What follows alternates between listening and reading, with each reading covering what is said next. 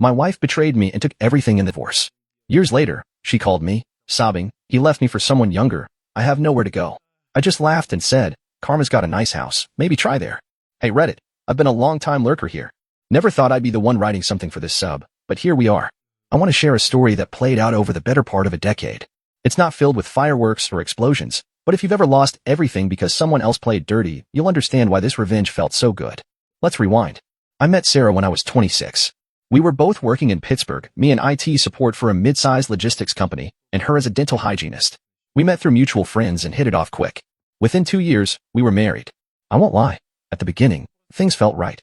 We had the same taste in movies, both liked road trips, and we used to joke that we were low-maintenance soulmates. We weren't rich, but we were comfortable. We bought a small townhouse just outside of the city in MT, Lebanon, and started building what I thought was a stable, quiet life. That's what I thought. Over time, little things started to change. Sarah became distant.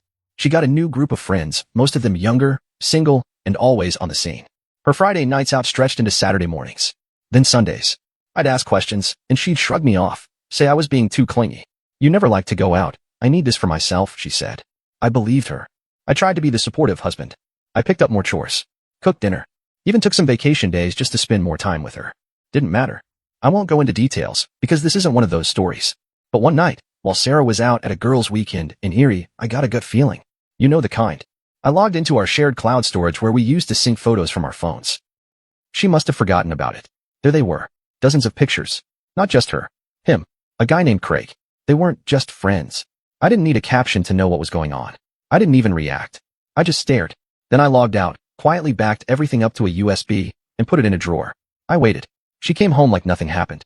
That night, I told her I knew. She didn't deny it. In fact, she had the nerve to act like it was my fault. You're boring, she said. You stopped being fun years ago. I sat there, completely blank. Then came the divorce. Here's the part that really knocked the wind out of me. Despite the photos, despite everything, I got taken to the cleaners. Pennsylvania's no-fault divorce laws don't care much about why. She had a good lawyer. I didn't. I was hurt, too trusting, and I figured honesty would matter. It didn't. She got the house. She got half my 401k. She got the newer car. She even tried to take my dog, Max. Thank God the judge shut that down. When it was all finalized, I was 34, broke, and living in a one-bedroom apartment in Dormont. I slept on a futon and worked night shifts just to keep my head above water. She moved to Florida with Craig 6 months later. Blocked me everywhere. Didn't even say goodbye. I won't pretend it was easy. The first couple years were rough. Real rough. I went through a dark patch. Depression, no social life, barely functioning. Therapy helped. So did time.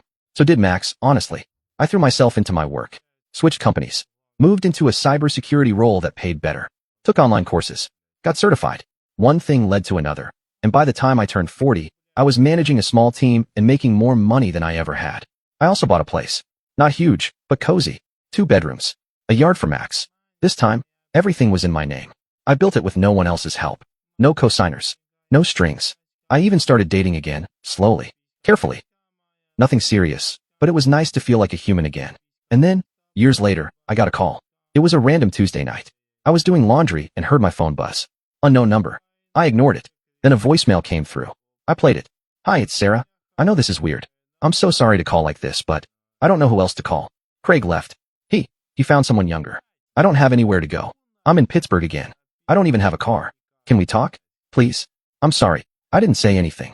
I just listened. I replayed it. Twice. Then I laughed. Out loud. Not because I'm cruel, but because it was just so poetic. She took everything. She burned every bridge. And now? Now she needed me? I waited 2 days before I returned the call. I knew she'd be waiting by the phone, probably checking every 5 minutes. When I called, she picked up on the first ring. Hello. Her voice was shaky. Hey, I said. Calm. Cold. So Craig left. She exhaled like she was holding her breath for hours. Yeah. He just left. Said he met someone. I don't have anyone here, and I thought maybe. I didn't let her finish. I'm sorry that happened, I said. But you made your choice a long time ago. I know. I messed up. But you were always kind to me. Please, can we just meet? Talk. I paused. Then I said, Karma's got a nice house. Maybe try there. She was silent. Then I hung up. I thought that was the end of it. But a week later, I got another call. This time, it wasn't her. It was from a local shelter. They said Sarah had listed me as an emergency contact. I hadn't expected that. I almost laughed again, but the woman on the phone sounded serious. Said Sarah wasn't doing well. Said she was staying in a temporary housing unit downtown near the Strip District. I told them I couldn't help, but I didn't hang up right away. I asked, is she sick? The woman paused. No, not physically, but she's in bad shape. Mentally. Emotionally. I didn't say anything else and hung up. I should have just let it go. But later that night, I couldn't sleep. It wasn't because I still cared. I didn't. But a part of me couldn't shake the fact that this person, who once walked away without looking back, was now eating at a soup kitchen 2 blocks from the bakery we used to go to every Saturday. 2 days later, I drove by. Just once. Just to see. And there she was. Sitting on the edge of a bench, hoodie pulled tight, staring at the sidewalk like she was waiting for the ground to open up and swallow her whole. I almost didn't recognize her. The Sarah I knew wore expensive shoes, always had a new coat, always walked like the world owed her something. This woman looked like she hadn't slept in days. Her hair was dull and tied back with a string. Her sneakers were falling apart. And her hand shook when she held a paper cup of coffee. I didn't stop. But the next day, she was outside the grocery store near my place. I guess she figured it out. Maybe she remembered I used to shop there. When she saw me coming out with a bag of produce, she looked up. Her eyes were red. She didn't speak at first. She just whispered, "Hi." I kept walking. Didn't say a word. But then she followed. "I'm not asking for money," she said, her voice cracking. I just need someone to talk to. Please." I stopped. She looked so lost. "And against all better judgment," I said, 10 minutes. In the parking lot. That's it.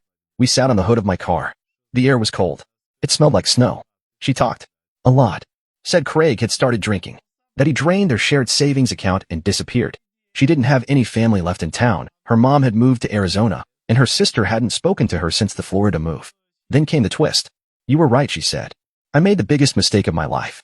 I looked at her. But she wasn't finished. I knew the moment I walked out the door. I just didn't want to admit it. Craig wasn't better. He was just new. And when the new wore off, he treated me like I was invisible. I said nothing. Then she said the words I never expected. "I don't want to get back together." I raised an eyebrow. "I'm not asking for that," she added quickly. "I just wanted you to know I regret it. All of it. Not for where I am now, but for what I threw away back then. You were always solid, honest, kind, and I didn't know what I had. I didn't feel anger. I didn't feel sadness. I just felt tired." That's when she stood up and handed me something. A folded piece of paper. I wrote it all down. Everything I did. The lies. The way I handled the divorce. The money I hid. I looked at her. "Why are you giving me this now?" "Because maybe you can do something with it." "I don't know. Make peace. Take it to a lawyer." "I just can't carry it anymore." I took it without speaking. She walked away. I didn't call after her. At home, I opened the note. It was 4 pages. Handwritten. Her handwriting used to be neat. This was messy. Rushed. But the details were all there. How she manipulated the settlement. How Craig had access to accounts I didn't know about. How she let her lawyer push claims that weren't true. I scanned it. Then saved a copy. Filed it away. Weeks passed. Then one night, I got a letter in the mail. It was from Sarah's lawyer. Apparently, she had told him to reach out to me. She wanted to renegotiate the terms of the divorce, claiming she was in a different place now and wanted to make things right. I didn't respond. Instead, I scheduled a meeting with a lawyer of my own. This time, I picked a real fighter.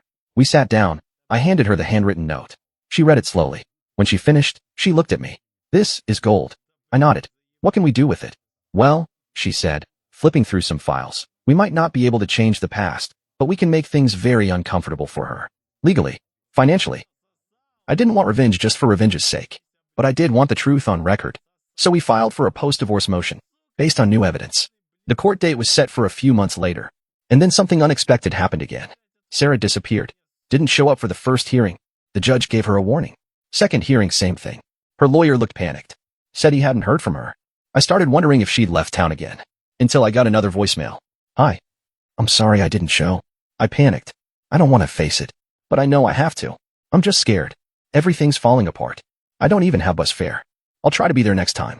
And something in her voice caught me off guard. She wasn't playing a game anymore. She was just broken. I sat in silence, holding the phone. And somewhere deep inside, I asked myself something I hadn't in years. Was this still about revenge? Or had it turned into something else? About 3 weeks after that last voicemail, I got a knock on my door. It was around 7:30 p.m., a cold, quiet evening. I wasn't expecting anyone. When I opened the door, there she was again. Sarah. She looked worse than the last time. Pale, skinny, lips chapped. But what threw me off wasn't her appearance. It was the fact that she wasn't alone. There was a little boy beside her. He couldn't have been older than 5. He had her eyes. I stepped back without meaning to. "Can we talk?" she said softly. I nodded once. We went inside. She sat on the edge of the couch, the boy curled next to her like he knew how to stay out of the way. Then she told me everything. After Craig left her in Florida, she found out she was pregnant. She tried to contact him, but he changed numbers, moved cities, and blocked her family too. She had the baby alone. No health insurance. No stable job. lived in and out of small apartments. Her savings were gone within a year. She went back to doing temp work, sometimes cleaning houses, sometimes late-night shifts at diners. She never put the child in daycare, couldn't afford it. By the time she hit rock bottom, she realized her only real safety net might be the same one she had set on fire years ago. Me. She didn't come back to rekindle anything. That much was clear. She came back because she had nowhere else left to turn, and because, in her words, he deserves better than sleeping in the back of a shelter. I listened. For the first time, I looked closely at the boy. He looked tired but alert. Polite. Quiet. His name was Henry. "I'm not asking for money," she said. "I'm not even asking you to forgive me. I need help finding a way out. For him, not for me." I still didn't say much. But I gave her some food. Let them sleep on the pull-out couch that night. Max, my dog, kept guard the whole time, like he was trying to figure out if the past was about to repeat itself. The next morning, I drove her to the social services office, helped her fill out forms, helped her apply for childcare aid, food support, and a subsidized housing voucher. We sat in the same government building we used to pass by on the way to Penguins games. She didn't cry. She didn't act proud. She just looked drained. And then another twist hit. About a week later, my lawyer called me. Apparently, someone else had filed a motion to delay the post-divorce case. Craig. Yes, that Craig. He had reappeared, filed an affidavit stating that the child wasn't his, and that Sarah was harassing him for support. I was stunned. I hadn't said a word to Craig in years. But something about that document felt strange. The dates didn't line up. There were financial records attached. I showed them to my lawyer, and she found something odd. One of the accounts Sarah claimed Craig had emptied years ago, it had my name on it. Well, not exactly, but a version of it. Someone had opened a joint credit account using my old address. The timing matched up to the divorce, back when I wasn't paying close attention. Sarah never said anything about it. Neither did Craig. The worst part? I had been paying on that account. Buried in my old credit reports for years were small auto debits tied to a shared account I thought had been closed. Thousands of dollars, gone. My lawyer dug in harder. Turns out Sarah and Craig had funneled money from that account while we were going through the divorce. They used it to fund their move to Florida. That changed everything. Now this wasn't just a messy divorce story. It was a fraud case. My lawyer smiled when I brought her the paper trail. If she confesses to this, we're no longer in family court. We're talking financial misrepresentation and identity misuse. But I wasn't sure what to do. Sarah was now a single mom, barely surviving. Dragging her through a legal firestorm felt like stomping on someone already in pieces. But then again, she did this. So I confronted her. I didn't yell. I didn't accuse. I just showed her the documents. She didn't deny it. She looked at the files in silence, her hands shaking. Then she whispered, "I didn't know he was still using that account." "You signed for it," I said. "I thought it got closed. After the divorce. He said he'd take care of it. I just wanted to leave and never come back." "You did leave. With everything." "I know," she said, eyes full of tears. "And it wasn't worth it. None of it." She looked at Henry sleeping on the couch, wrapped in a blanket too thin for the weather. Then she looked back at me. "If you want to go after me for this, I won't stop you." That's when another part of the story took a sharp turn. Henry started coughing that night. At first, I thought it was just a cold, but it kept getting worse. Wet, sharp coughing fits that made his whole body shake. Sarah didn't have a pediatrician, didn't have insurance. I took him to urgent care the next morning, paid out of pocket. They told us he had severe asthma, undiagnosed, likely triggered by cold weather, dust, and stress. The doctor said if we hadn't brought him in, he could have ended up hospitalized by the weekend. That broke something in me. I sat in the car afterward and stared at the wheel. This woman had destroyed so much of my life. And now I was spending hundreds to help a child that wasn't even mine, but who was stuck paying for her mistakes. That's when the idea hit me. A final twist of my own. Not revenge. Not kindness either. Just closure. I spoke to my lawyer again. Told her I didn't want to press fraud charges, yet. Instead, I wanted something else. Something Sarah would have to live with, but that wouldn't put her on the street or take food from her son. A confession. Public. Legal. On record. She would file a statement admitting to everything. The manipulation. The financial games. The hidden accounts. The co-signed credit lines I never authorized. The way she handled the divorce to leave me with scraps. In return, I wouldn't sue. She agreed. She sat in front of a notary and signed every page. Her hands didn't stop shaking the whole time. That document now sits in a folder in my safe. Sealed. But ready. She knows it's there. She knows I could unseal it at any moment. And I think that fact alone weighs heavier than any lawsuit ever could. It should have ended there. That signed confession gave me everything I needed. Legally, I had the upper hand. Morally, I had closure. And emotionally, I thought I was done. But the truth is, pain doesn't always arrive all at once. Sometimes it lingers in quiet moments. And sometimes it shows up uninvited. Like Craig did. It was mid-March when it happened. Cold, but the air had that spring sharpness to it. I was walking Max near the edge of Frick Park, not far from the cafe where I sometimes worked remotely. When I came back to my car, There was a man leaning against it. Craig. He was thinner, greasier. He wore sunglasses that didn't hide how red his eyes were. His smirk was the same though, half smug, half spineless. You're hard to find, he said. I stayed quiet. Max growled low beside me. He chuckled. Relax, I'm not here to start anything. I just thought it was time we talked. Man to man. You mean liar to victim? I said, unlocking the door. He stepped in closer. You think you're better than me? Just because she came crawling back to you. He waved his hand dismissively. Trust me, she's only using you again. Better men than you have tried to warn me. You're late. That pushed him. He scoffed. You really think Henry's not mine? I paused. What did you just say? He grinned. Oh, come on. You really think she'd keep that a secret from you? That kid's mine. I know it. He knows it. She knows it. She just wants a cleaner name on the paperwork. He pulled something from his coat. An envelope. Tossed it onto my windshield. She filed for child support last week. Guess what? I'm not paying. I'm leaving the state. And if you're dumb enough to be around when it all explodes, don't say I didn't warn you. He turned and walked off. The envelope sat on the windshield like a punch I hadn't seen coming. Inside was a copy of a DNA test request. Unfiled. Blank. But addressed to a court in Allegheny County. Apparently, Sarah had been planning to file, but hadn't yet. That night, I confronted her. She and Henry had moved into a small unit in Squirrel Hill through the voucher program. I knocked. She opened the door, eyes tired, but calm. We need to talk, I said. She knew. Right away. You saw him. I did. And now I need to know the truth. She nodded slowly. Come in. Henry was playing with blocks in the corner. She pulled the door halfway closed behind her so he wouldn't hear. I was going to tell you, she said. I just couldn't find the right way. So he is Craig's. She nodded. No excuses. No soft words. I lied, she said. I told you I didn't know where Craig was. But I did. I kept in touch, on and off. I begged him for help when Henry was a baby. He ghosted me for a year, then came back when Henry was 3. I thought maybe he'd change. She looked like she wanted to disappear. And then he left again. Took the last money I had and vanished. So yes, Henry is his. I never lied about that. But I also never corrected the assumptions either. Because somewhere deep down, I wanted you to care about him. Not out of pity, but because he deserved a father figure better than the one he got. The words hung in the air like smoke. I'm sorry, she whispered. I didn't yell, but something inside me collapsed a little. Not because I was shocked, but because, once again, she had made decisions for me. Without me. She looked at me with a kind of sadness I hadn't seen before. A real one. The kind that comes from carrying too many secrets for too long. I never wanted to drag you into this, she said. I didn't know how to fix any of it. From the other room, Henry called out, Mommy. She wiped her face and stood up. 1 minute, baby. I looked at her. Does he know anything? No. I told him his dad lives far away. He doesn't ask much. I stood there for a long moment, then left.